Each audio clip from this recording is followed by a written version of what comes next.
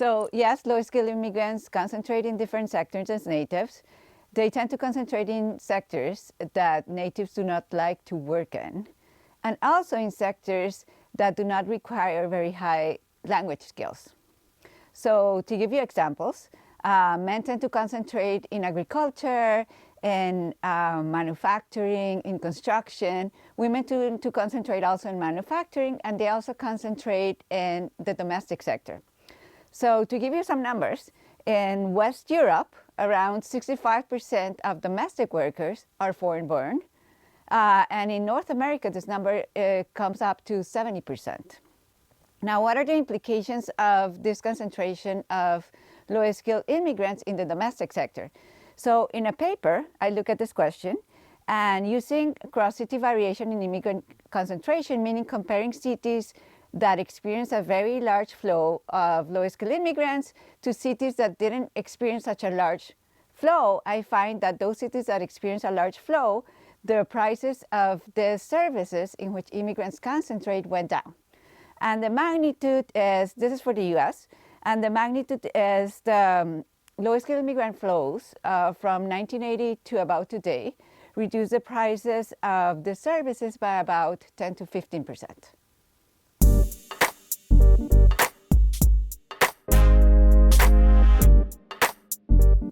So I think it's good. As I said before, low-skilled immigrants reduce the prices of the services, and the services happen to be services that are close substitutes to household production.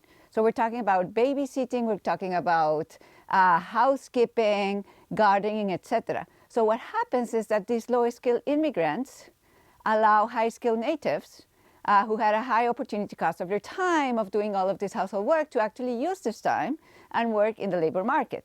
So in a paper with Jose Tesada, using the same empirical strategy as the Price paper, we find that in cities in which lots of low-skilled immigrants came, high-skilled women, meaning those that are at the top of the wage distribution or those that have professional degrees, work longer weeks, so they work more hours per week.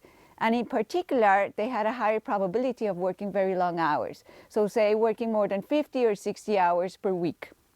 Now another study find that this working more in the labor market did not necessarily displace spending quality time with their kids. That is something that I think people care about.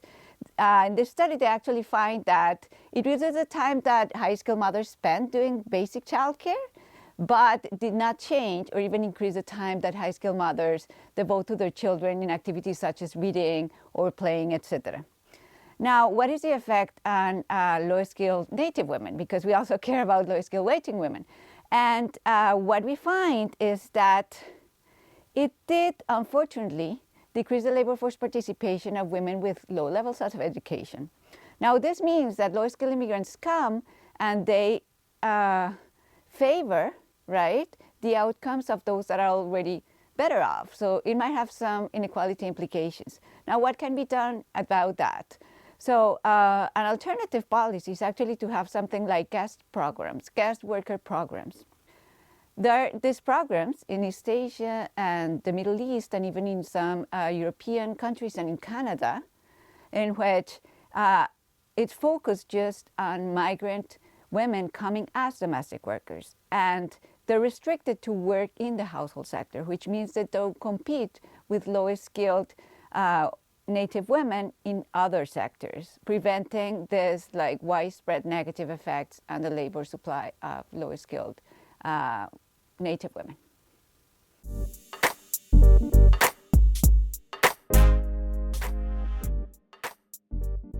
So almost mechanically, right? If low-skilled immigrants are allowing high-skilled women to work more hours, right? This will increase their annual earnings and decrease the gender gap in annual earnings. Now, the question of the gender wage gap, meaning the change in the wage per hour, is less clear. So we have this paper with Jessica Pan that looks at the effect of low-skilled immigrants on wages in some specific occupations. What are those occupations? These are occupations that are characterized by high returns to working long hours. So think about the corporate sector, or think about lawyers, or even academics, right? In a way, the only way that you can be very successful and attain very high earnings in these occupations is if you're willing or able to work really long hours, 50 or 60 hours a week, right? So low-skilled immigrants, by allowing high-skilled native women to work these very long hours, have actually allowed them to move to jobs in which they can attain very high earnings. So we do see that in cities where there are lots of low-skilled immigrants coming, the gender wage gap in this type of occupations, which by the way are very high-powered occupations, have decreased over time. So in a certain way, you can say low-skilled immigrants have helped high-skilled women at least break a little bit the glass ceiling.